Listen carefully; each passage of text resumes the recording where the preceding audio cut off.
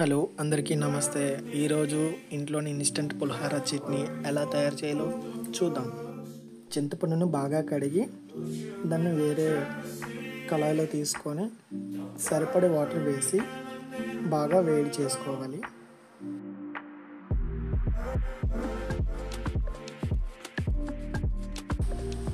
ఒక 8 minutes boil అయిన తర్వాత వేరే ఒక గిన్నెలోకి ఒక జిబ్బు సాయంతో పిక్కలు అన్నీ పక్కకు వేరేలాగా పులుపంతా బాగా పిండేసుకొని తీసుకోవాలి.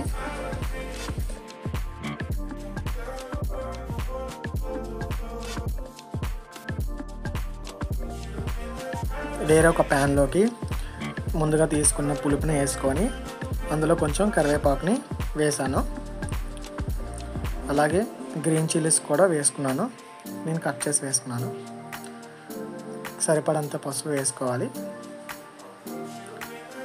కొంచెం కలర్ ఎక్కువ కావాలంటే పసుపు ఎక్కువ వేసుకోవచ్చు, అది మీ ఇష్టం.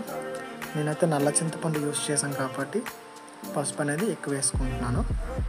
పులుపు అనేది బాగా తిక్కుగా ఉందంటే కొంచెం వాటర్ వేసుకోవచ్చు.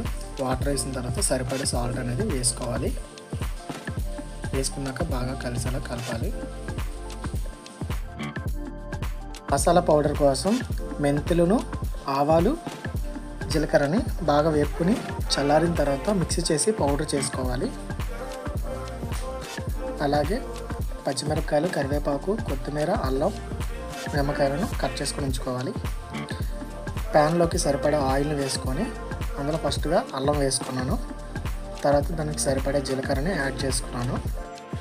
శనగపప్పు, ఆవాలు, మినపప్పు యాడ్ చేసుకున్నాము. యాడ్ చేసుకుని ఒకసారి బాగా కలుపుకుంటున్నాం. ఆయిల్లో వేగినప్పుడు పట్టల సౌండ్ అనేది వస్తుంది. అవి వచ్చినప్పుడు ఎండుమిరపకాయలు యాడ్ చేసుకున్నాను. తర్వాత కరివేపాకుని యాడ్ చేశాను. యాడ్ చేసుకుని బాగా వేగేలాగా కలుపుకోవాలి.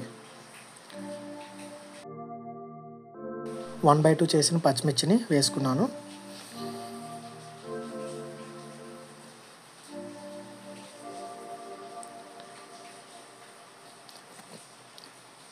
ఇలా పోపంతా వేగిన తర్వాత అందులోనే ఇంగువ పౌడర్ని వేసుకుంటున్నాను.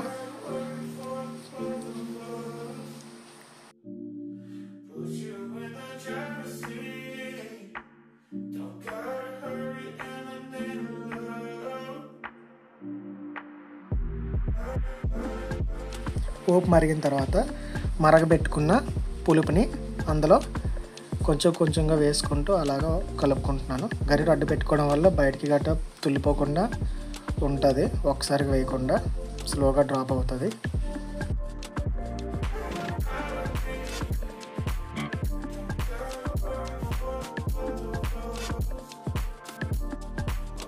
కట్ చేసుకున్న లెమన్ని జ్యూస్ని పిండుతున్నాను.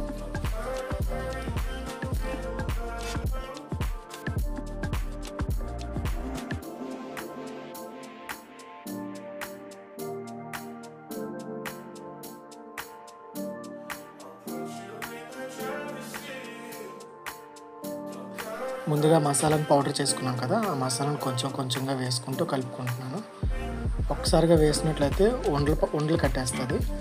కొంచెంగా వేసుకుంటూ అలా కలుపుకోవాలి.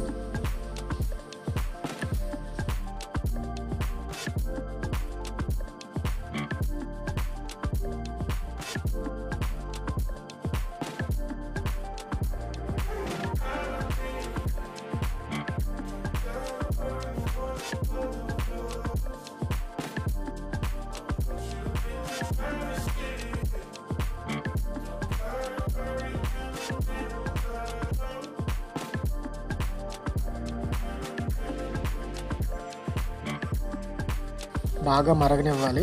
పులుపు అనేది బాగా మరిగినప్పుడు మీడియం ఫ్లేమ్లోనే చూసుకొని ఉంచుకోవాలి. అలాగా ఎవ్రీ 2 మినిట్స్కి ఒకసారి కలుపుతూ ఉండాలి. అది బాగా మరిగిన తర్వాత పైకి అనేది ఆయిల్ తేలుతుంది.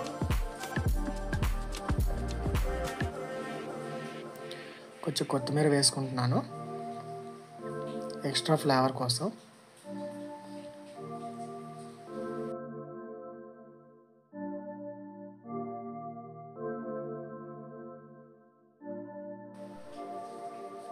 పులుపు అంతా అయిపోయిన తర్వాత మనం ముందుగా వేపి పెట్టిన పల్లీలను ఆ పులుపులో వేసుకొని కలుపుకోవాలి.